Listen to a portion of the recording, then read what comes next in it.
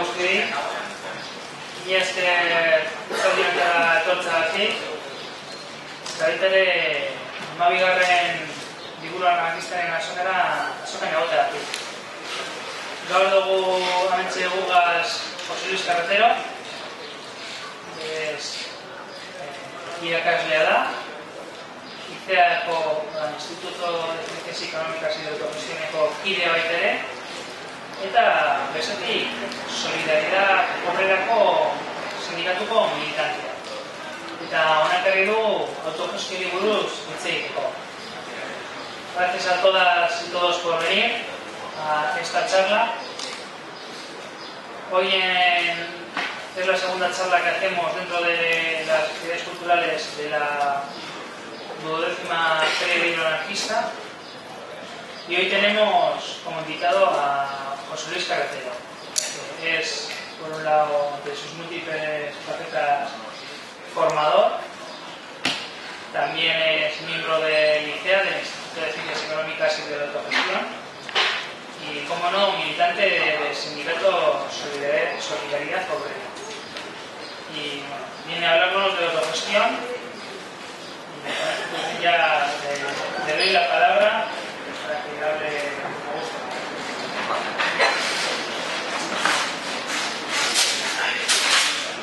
Bueno, pues Escarrigasco, muchas gracias por haberme llamado. Estoy muy contento de estar aquí. Hacía muchos años que no venía por aquí. En primer lugar, lo que me gustaría es que nos planteásemos un poco todos y todas en qué situación estamos, en qué circunstancias estamos. ¿Cuál es esa palabra que lleva los últimos años, por lo menos desde el año 2007, realmente desde antes para cierta gente, pero por lo menos desde el año 2007, saltando de cabeza en cabeza, algo eso que nos dicen que ha terminado, pero que no está tan claro que haya terminado? ¿Qué palabra pensáis que es? ¿Crisis? ¿Sí? ¿Seguro de crisis? Vale, pues sí, el problema es que efectivamente del año 2007 para acá hemos entrado en unas circunstancias de crisis tremenda. Pero esa crisis no es una crisis únicamente económica y no es una crisis coyuntural del capitalismo, como ha habido otras, ni es una circunstancia pasajera que pueda solventarse por una serie de medidas que impliquen pues apretar un poquito más el cinturón a las clases trabajadoras y salir hacia adelante. La situación en la que estamos realmente no es una crisis puramente económica, cíclica como cualquier otra.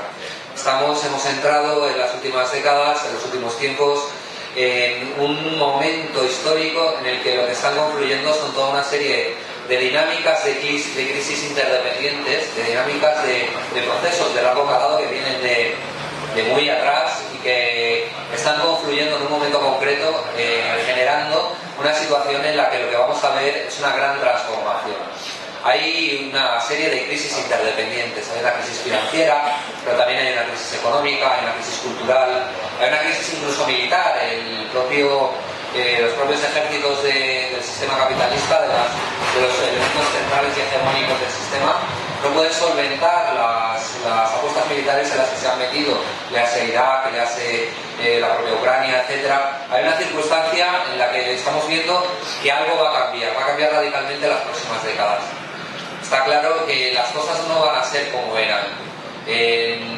Yo creo que el mundo que todos conocimos hace 20 años no es exactamente el mundo en el que vivimos ahora. Y el mundo en el que vamos a vivir dentro de 20, 30, 40 años va a ser muy distinto.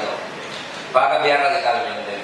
Entonces, frente a esa situación de crisis que implica la pobreza, que implica miseria, que implica sufrimiento para los más, y yo creo que eso está claro y seguro que podéis contarlo vosotros mejor que yo, en esas circunstancias,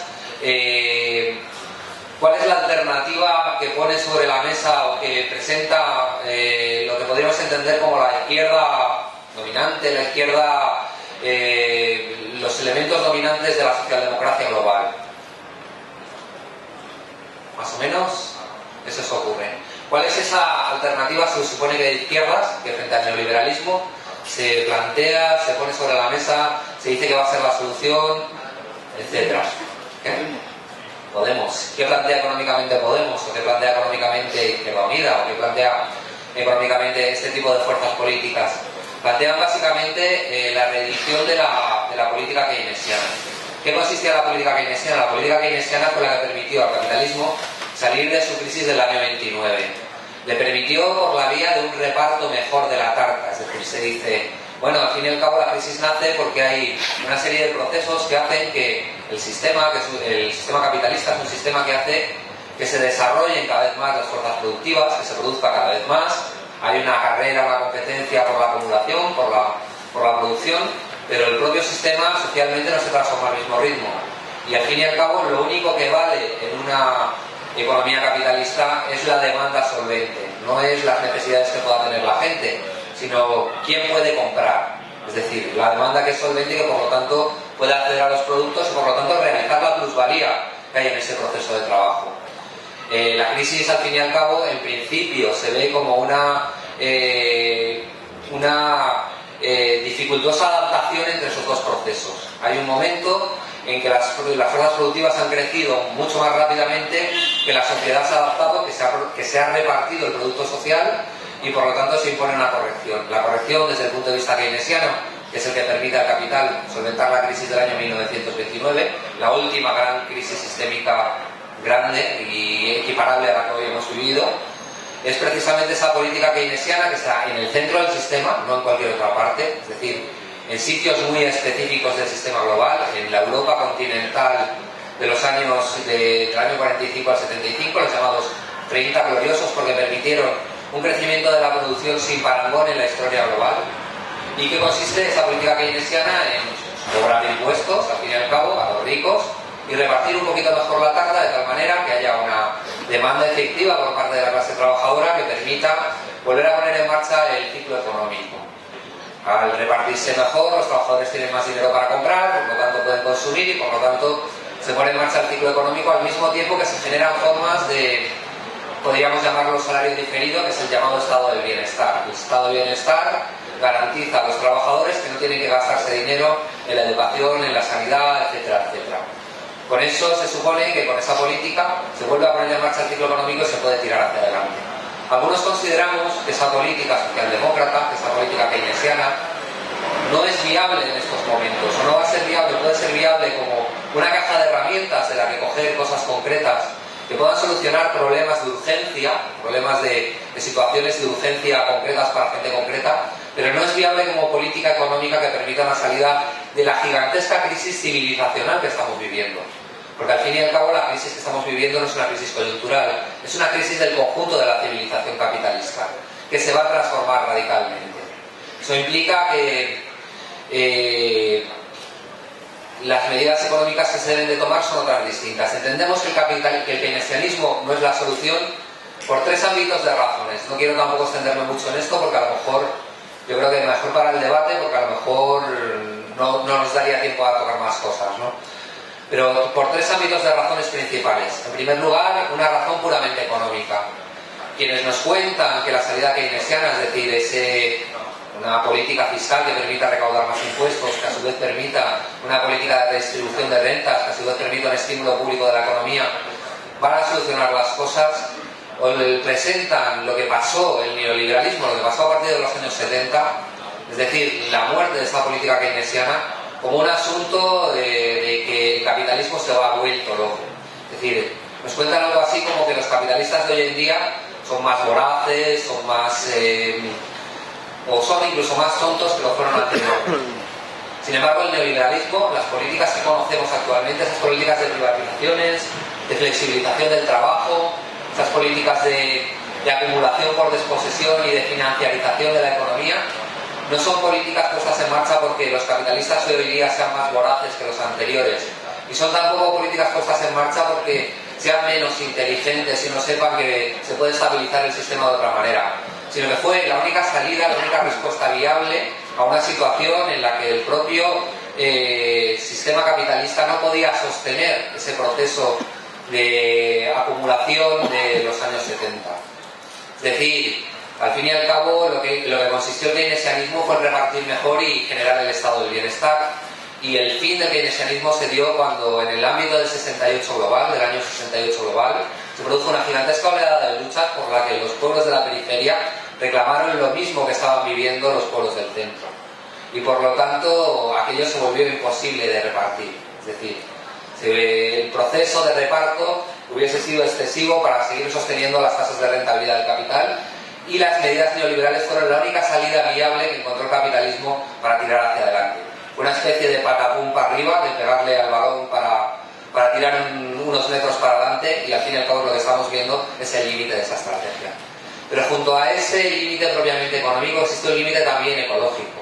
Es decir, el capitalismo necesita crecer para sobrevivir. Es un sistema de competencia exacerbada en el que los distintos actores privados compiten entre sí de manera cada vez más radical, y eso implica que el que crezca más puede vencer al resto.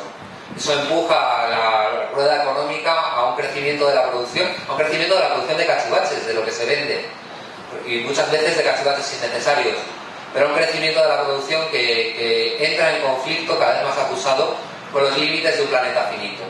Es decir, estamos viendo también unas circunstancias en las que encontramos precisamente ese límite, el hacerse cada vez más fuerte de esa contradicción entre un sistema que necesita crecer cada vez más y un ecosistema natural que no puede solventar o que no puede sustentar ese tipo de crecimiento cada vez más acusado. Estamos en el momento en el que nos encontramos frente al llamado peak oil, el límite de crecimiento de la extracción de petróleo, es decir, el momento en el que no se va a poder crecer más de un determinado punto, sino que donde se alcanza la mitad de la producción, y al fin y al cabo la curva de aumento de la producción no se puede encontrar ya con la curva de demanda del oro negro y del resto de recursos fósiles con los que llevamos funcionando en los últimos tiempos, ¿no? Eso implica muchas cosas. Eso implica un segundo límite. Implica también que un nuevo proceso de acumulación equivalente al de los llamados 30 gloriosos, un crecimiento exacerbado, la entrada en una nueva onda de contratiempo, y luego si queréis os explico lo que es eso, implicaría una contradicción tremenda, implicaría entrar en un momento de contradicción tremenda con lo que aguanta a medio plazo, con lo que aguanta el propio ecosistema natural. Y contra este límite económico y este límite ecológico encontramos otro tipo de límites. Encontramos también los límites propiamente socioculturales, los propios límites de cómo se ha constituido a sí mismo el sistema en la cotidianidad de lo que estamos viviendo. Es decir, al fin y al cabo, esa narrativa keynesiana, esa narrativa socialdemócrata respecto a lo que podríamos encontrar un capitalismo productivo, un capitalista productivo bueno frente al capitalista financiero malo, especulador, el capitalista productivo bueno que da trabajo, que crea empleo, y todo ese tipo de narrativas son cada vez menos sostenibles en la realidad de hoy en día. Al fin y al cabo, cuando se nacionalizó la General Motors al principio de la crisis, porque precisamente estaba en una situación insostenible, el Estado norteamericano la nacionalizó, se encontró con que ese gigante productivo, que sería el paradigma último, el ejemplo más acabado de una economía productiva, de un capitalismo bueno, por decirlo de alguna manera, obtenía la mayor parte de sus beneficios ya de actividades puramente financieras, de jugar con derivados, de utilizar todo ese tipo de dinámicas de apuestas sobre apuestas, en que se ha transformado el casino global de las actividades financieras. Por lo tanto, es cada vez más difícil encontrar esa diferenciación y hacerla jugar, y hacerla valer. Bueno, pues esto nos empuja o nos lleva a una disyuntiva. Si entendemos que esa salida que nos propone la izquierda, digamos, dominante, la izquierda socialdemócrata, es realmente problemática y no va a ser viable a medio o a largo plazo, ¿qué es lo que algunos planteamos como alternativa precisamente a todo eso? Algunos y algunas. Pues algunos planteamos precisamente la alternativa que están poniendo encima de la mesa las gentes que están luchando y saliendo a las calles, tanto aquí como en el Parque Getty de Turquía, como en el 15M de Sol de Madrid, como en Sao Paulo, como en distintas partes. Bueno, Sao Paulo ahora es otra cosa lo que está saliendo a la calle, pero me refería hace un año, un par de años. Son esa alternativa que al fin y al cabo está poniendo la gente encima de la mesa y que está planteando abiertamente, de una manera cada vez más reiterada. Esa palabra o ese concepto que salta de cabeza en cabeza desde los últimos 200 años y que va conformando una especie de hilo rojo que se ha ido multiplicando a lo largo de los 2 últimos siglos, un poco por todas partes. ese concepto que algunos me discutirán seguramente, es precisamente el concepto de democracia. La gente, al fin y al cabo, lo que está reclamando cuando sale a las calles es democracia. ¿Pero qué es democracia? Podríamos discutirlo aquí. Y seguro que hay compañeros y compañeras que me lo discuten, ¿no? ¿Qué es democracia? Porque al fin y al cabo nos han vendido como democracia algo que es una especie de caricatura de lo que es la democracia real o auténtica o sustantiva. Democracia no es votar cada 4 años, meter un papel en una urna. Y yo creo que eso lo tiene clara la gente que está saliendo a las calles, que está luchando, que está poniendo el cuerpo para parar los desahucios, que está poniendo el cuerpo en las plazas, tiene también claro que lo que quiere como democracia es algo totalmente distinto, o radicalmente distinto, al simple hecho de elegir entre quienes tienen que mandarle, sino que implica la participación directa y el protagonismo popular directo de la gente. Eso implica muchas cosas. Implica que la democracia, desde un punto de vista político, supera lo puramente representativo o negativo para alcanzar lo asambleario y lo directo. Implica que la democracia no se puede acabar, como decía Marx, y perdón que en el libro anarquista dice a Marx, no se puede acabar a la puerta del centro de trabajo. Es decir, no podemos tener todos los derechos democráticos a votar, a la libre expresión, a no sé qué, a todas esas cosas que se supone que tenemos, que luego es mucho más discutible todo eso. Pero no se puede ser que tengamos toda esa serie de derechos en la calle y que al entrar en nuestro centro de trabajo tengamos que agachar la cabeza y decir lo que diga el patrón va a misa y al fin y al cabo es el que tiene la razón. Y venimos aquí a que nos curtan. Sino que realmente la democracia tiene que alcanzar también a lo económico. Y la democracia económica, al fin y al cabo, ¿qué consiste? En que los productores y las productoras y la gente que se dedica a la producción y reproducción de la vida social y de la vida en general tengan y puedan decidir también qué producir, para qué producir, cómo producir y a qué dedicar exactamente lo que se produce. Eso al fin y al cabo tiene un nombre que también ha ido saltando en los últimos 200 años de un lado a otro, que es precisamente ese nombre que planteaba el movimiento libertario, que es el nombre de la autogestión. Esa posibilidad de una democracia económica profunda en que sean los propios productores los que decidan a qué dedicar la propia producción y cómo llevarla a cabo. Por lo tanto, la alternativa que nosotros planteamos es precisamente la alternativa de la autogestión, la alternativa del protagonismo popular, la alternativa del contrapoder efectivo de la gente y de la clase trabajadora. Y eso implica muchas cosas, porque entendemos que es una alternativa que permite solucionar muchas de las contradicciones y de las aporías a que nos lleva un sistema en crisis civilizacional. Contradicciones como, por ejemplo, la contradicción, lo estábamos diciendo, entre cooperación y mando. Es decir, el sistema capitalista ha basado su forma de funcionamiento en el mando y eso implica necesariamente desigualdades, implica necesariamente también violencia, implica necesariamente sufrimiento. Nosotros afirmamos la autogestión como una forma de democracia, eso implica cooperación, implica solidaridad y implica conformar mecanismos de participación efectiva. Pero también implica poner sobre la mesa solucionar contradicciones evidentes de nuestro mundo, como la contradicción relativa a la soberanía de los pueblos.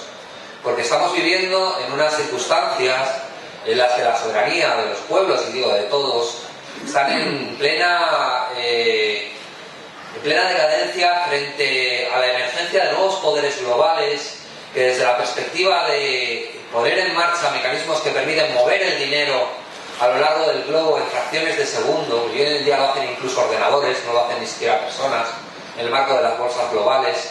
Eso implica necesariamente que la vida económica quede a merced de esos flujos financieros internacionales que se producen a lo largo del globo en fracciones de segundo y a merced de decisiones monetarias, de decisiones económicas que se toman por profesionales vinculados al mundo de la gran empresa y luego son nombrados directores del Banco Central Europeo y cosas semejantes.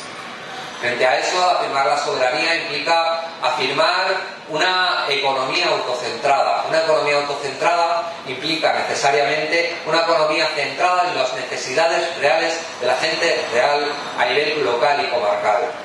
A nivel local y comarcal y a nivel de una economía de lo cercano. Eso lo puede permitir la autogestión porque se construye desde la base, se construye de abajo arriba y eso implica necesariamente atender a las necesidades reales de quienes están trabajando en los lugares y de quienes están viviendo en los lugares específicos.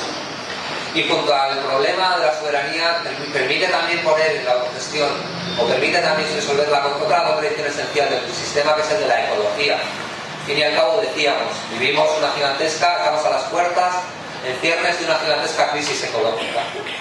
Frente a eso, la autogestión permite una economía autocentrada, una economía basada en lo comarcal y también una economía que permita poner en discusión algo que es central en el marco del capitalismo.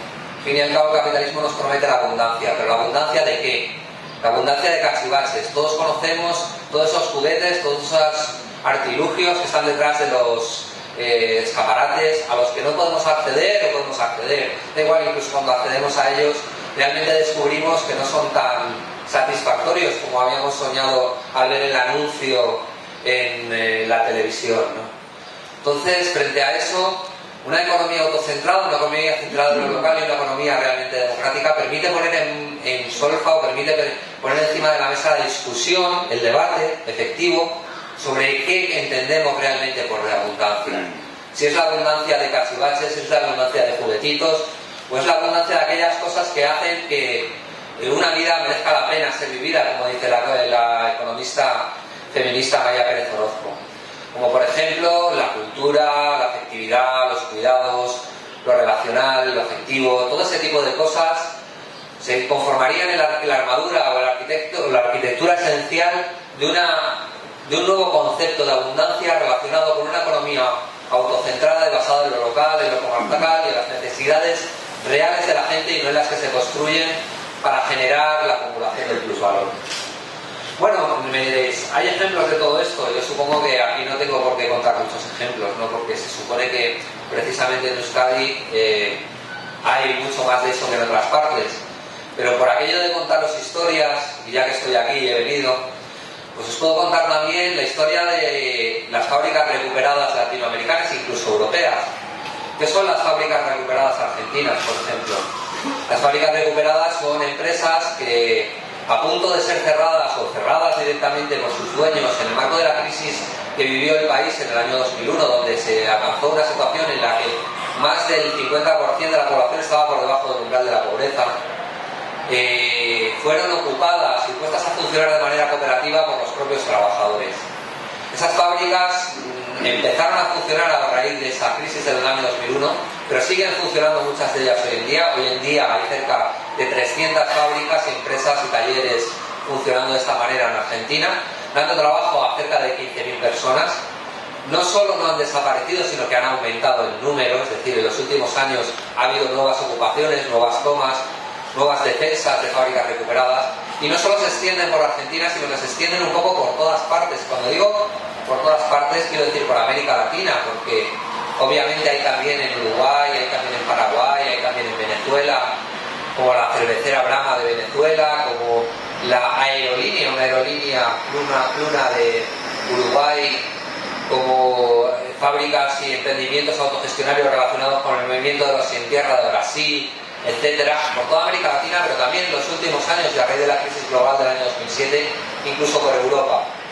Os podría poner, por ejemplo, el ejemplo, valga la redundancia, de la fábrica Fralib en Francia. Es una fábrica que se dedica al envasado de productos de té y de infusiones, y se dedicaba y lo hacía para la empresa multinacional Unilever. Los trabajadores de Fralib hace pues escasamente 3-4 años, además Enrique lo sabe porque estuvo conmigo allí en esa fábrica, ocuparon la fábrica y la han terminado poniendo a producir de manera cooperativa, consiguiendo además, en el marco de su lucha para cooperativizar la fábrica, arrancarle a la multinacional Unilever una ayuda económica de 20 millones de euros. Con eso van a poner a funcionar la fábrica, y además no solo la van a poner a funcionar, sino que en el marco de las transformaciones que decía y de las ventajas que presenta la autogestión para resolver las contradicciones esenciales del capitalismo que estaba planteando, van a ponerse a funcionar no ya con las infusiones muchas veces de origen transgénico que estaba funcionando bajo el dictado de la multinacional propietaria, sino con las plantas y con las hierbas de la zona de Yemenó, de la zona de Marsella, donde ellos trabajan, lo cual implica una adaptación ecológica mucho más acusada. Os decía, las fábricas recuperadas, pues os puedo decir también que para octubre próximo se plantea la celebración del segundo encuentro europeo de fábricas recuperadas y economía de los trabajadores, que se celebrará en la fábrica de Biomé, en Grecia, en Tesalónica, donde también los trabajadores entraron en una fábrica de materiales para construcción y la tienen hoy en día funcionando como fábrica de detergentes ecológicos. Este movimiento está un poco en todas partes y está funcionando. Pero claro, me diréis, pues estas cosas, todo esto está muy bien, todo esto es una visión idílica, utópica y maravillosa de la realidad, pero la autogestión también presenta problemas, también presenta límites, también implica conflictos. Obviamente es así, es más, el problema, por ejemplo, del cooperativismo, y esto se sabe también a nivel académico, es que uno de los límites esenciales del cooperativismo suele ser la relación entre los propios miembros de la cooperativa. No hemos sido educados, no hemos sido preparados, no estamos acostumbrados a funcionar sobre la base de las perspectivas de la cooperación y no de las del mando.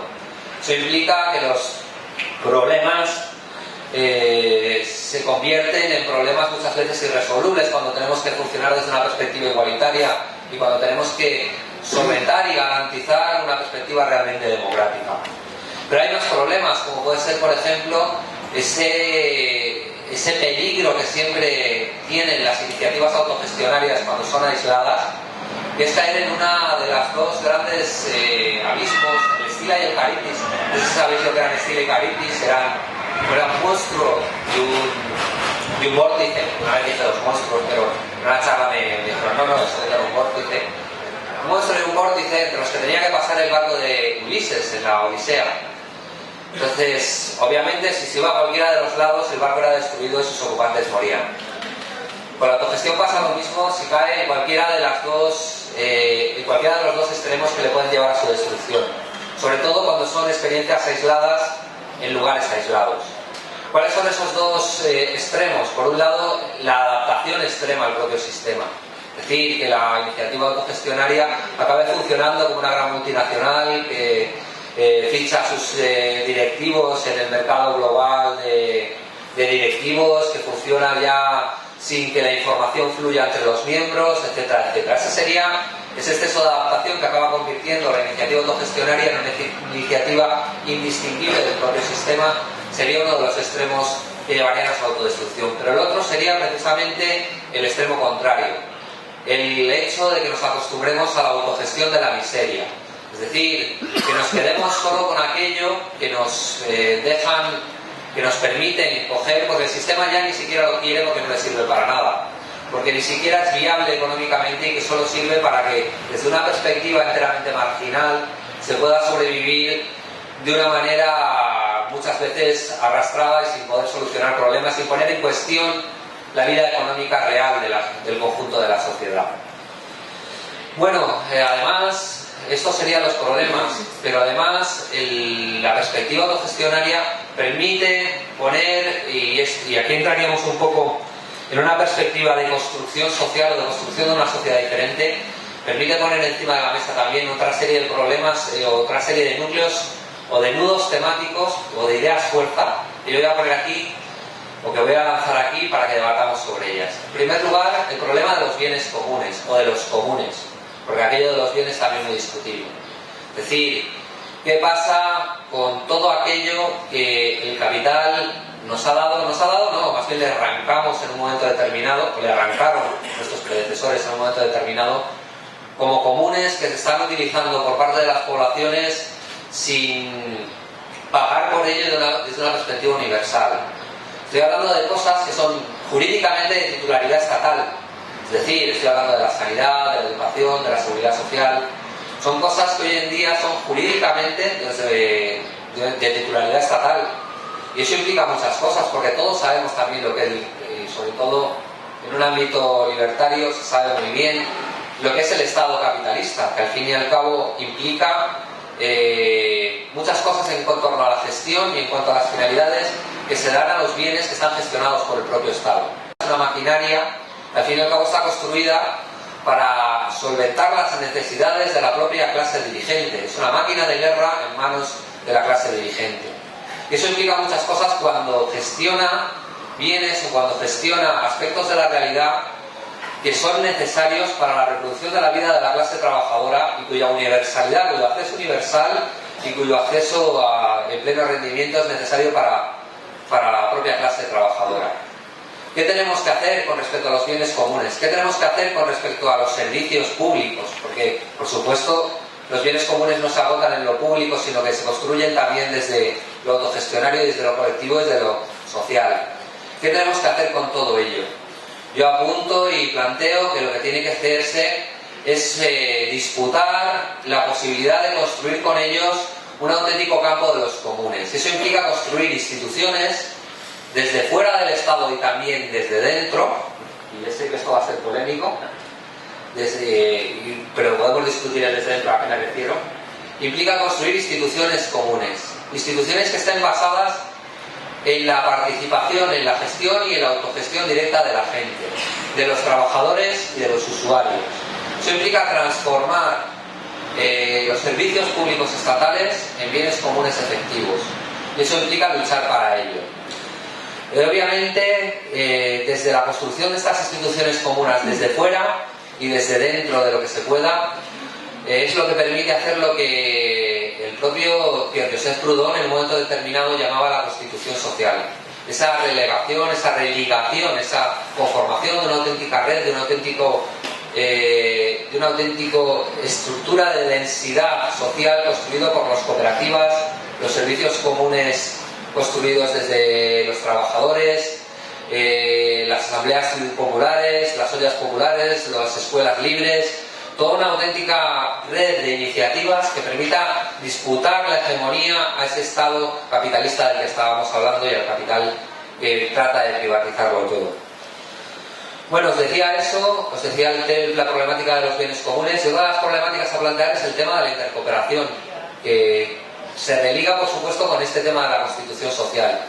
Desde el cooperativismo se habla del mundo de la intercooperación o de la necesidad de uno de los principios fundamentales del cooperativismo, que es precisamente el de la intercooperación. Tenemos que superar también nuestro sectarismo, nuestro dogmatismo, nuestra incapacidad de trabajar y confluir con los demás. Y eso implica necesariamente construir densidad social y construir contrapoderes sociales, construir poder popular. Eso implica necesariamente hacer que esas iniciativas que parten directamente de la clase trabajadora y de la sociedad se conformen en una auténtica red que permita una dualidad de poderes en esta sociedad. Una dualidad entre el poder del capital y del Estado construido en torno al capital con respecto a las propias iniciativas de las propias estructuras autogestionarias y asamblearias que construye la propia clase en su conformarse. Y eso implica otra cosa también. Solemos entender muchas veces cuando hablamos de autogestión el desarrollo del movimiento autogestionario, el desarrollo de esa constitución social de la que hablaba Proudhon, desde una perspectiva que podríamos llamarla cuasi evolutiva, es decir, poco a poco, de alguna manera, las iniciativas autogestionarias, las cooperativas, los bancos de tiempo, todo este tipo de iniciativas, poco a poco van mediante una especie de competitividad intrínseca, ya fuera directamente económica o incluso simplemente vivencial o espiritual o de algún tipo, van constituyendo una especie de mundo al margen que acaba convirtiéndose en más competitivo que el mundo capitalista y acaba haciendo desaparecer el propio capitalismo sin ningún tipo de conflicto y sin ningún tipo de enfrentamiento, sin ningún tipo de cuello de botella, sin ningún tipo de momento de conflicto abierto. Esa visión yo creo que es ilusoria y profundamente utópica, porque al fin y al cabo, decía Luce Fabri, la hija de Luigi Fabri, un anarquista italiano, ponía como ejemplo que en un momento determinado el fascismo en su ciudad, creo que era Milán, alcanza la hegemonía y acaba dominando, porque al fin y al cabo gran parte de la clase media, los pequeños tenderos, los pequeños taberneros, todo este tipo de gente, se ponen del lado del fascismo musoliniano, precisamente porque el movimiento obrero había logrado desarrollar toda una gran trama de cooperativas, de bancos de intercambio, etcétera, etcétera, que se habían conformado en una auténtica competencia real para toda esa pequeña burguesía. Eso implicaba que la manera más fácil que encontraba la pequeña burguesía en ese momento de deshacerse de esa competencia real era precisamente apoyar a esas fuerzas del fascismo que la iban a eliminar físicamente. Es decir, que de una manera u otra va a haber cuellos de botella, va a haber momentos de conflicto, va a haber momentos en los que los movimientos populares van a tener que hacer valer ese contrapoder que han tenido que ir construyendo poco a poco. Eso implica necesariamente que la construcción de iniciativas que permitan iluminar aspectos de la realidad que son mantenidos en la penumbra por el capital, la construcción de iniciativas autogestionarias, tiene que ir de la mano con la emergencia de las luchas, con la construcción de elementos de organización para las luchas, de elementos de organización para hacer frentes a los cuellos de botella y a los momentos de conflicto. Bueno, ya os he dado bastante la brasa, espero que debatamos ahora bastante. Lo que me interesaría decir, al fin y al cabo, es que esto no es una teoría. No es una teoría de Pierre-Joseph Proudhon, no te veo mucho de él. No es la teoría tampoco de José Luis Carretero, que es el señor que tenéis delante de vosotros. No es una teoría tampoco de señores que escriben en la otra parte del mundo, más allá del Atlántico. Sino que esto, al fin y al cabo, es una realidad. Es lo que está haciendo la gente. La gente, ante el vértigo de la crisis, ante una crisis que implica una mutación radical del mundo en el que vivimos y en el que vamos a vivir en las próximas décadas, que implica una situación en la que si no le ponemos freno a las estrategias del poder va a implicar el empobrecimiento y un sufrimiento acelerado, un sufrimiento enorme para el conjunto de la población. Al fin y al cabo, lo que está haciendo la gente, tanto aquí como en Salónica, como en Sao Paulo, como en todas partes, es decir y es poner encima de la mesa este tipo de iniciativas, es decir, si hay un vacío, vamos a ocupar este vacío y vamos a construir con él un auténtico contrapoder social desde la base de la autogestión y de la democracia lo más profunda posible. Me gustaría terminar, eso sí, con una cita de Abraham Guillén. Yo no sé si sabéis quién era Abraham Guillén. Abraham Guillén era un economista libertario, un señor que después de combatir en la guerra en España, militando en la CNT, estuvo viviendo por toda América Latina, huyendo de todas las dictaduras de América Latina, porque estuvo en Argentina, luego estuvo en Uruguay, etc. Muy relacionado con las guerrillas, tanto peronistas en Argentina como los tupamaros en Uruguay, etc. Y fue también un gran economista libertario, una de las personas que más ha hablado de la autogestión y que más ha planteado la autogestión como una alternativa general para el conjunto de la sociedad. Entonces me gustaría acabar con una frase de él, o una cita de él, que dice lo siguiente: la desalienación del hombre asalariado no pasa por el capitalismo privado ni por el capitalismo de Estado, sino por el autogobierno directo de los trabajadores, por la autoadministración de las empresas por los obreros mismos, por la cogestión de los servicios públicos y las grandes ramas de las economías nacionales entre la autoadministración federal y las federaciones de industrias y servicios, integradas en un Consejo Social Superior Supremo Económico.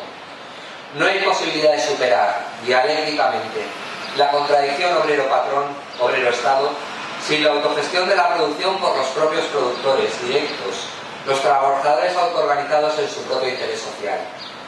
Bueno, pues para terminar y después de deciros eso y para, digamos, apoyarlo desde una perspectiva que permita el debate, también me gustaría acabar con otra cita, y espero no ponerme muy pesado, que es de Salvador Seguí. Salvador Seguí, ese también militante libertario que fue asesinado por la patronal catalana en los años 20, ¿no?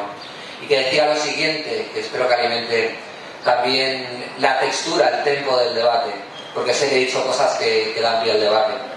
Es preciso que la gente luche, porque el que no lucha no vive. El agua encharcada se corrompe. Es preciso que corra, que forme arroyos y ríos. El río es una cosa viva. La laguna es una cosa muerta. Las ideas, como la sangre, tienen que estar siempre en circulación. Muchas gracias. Eskerrik asko.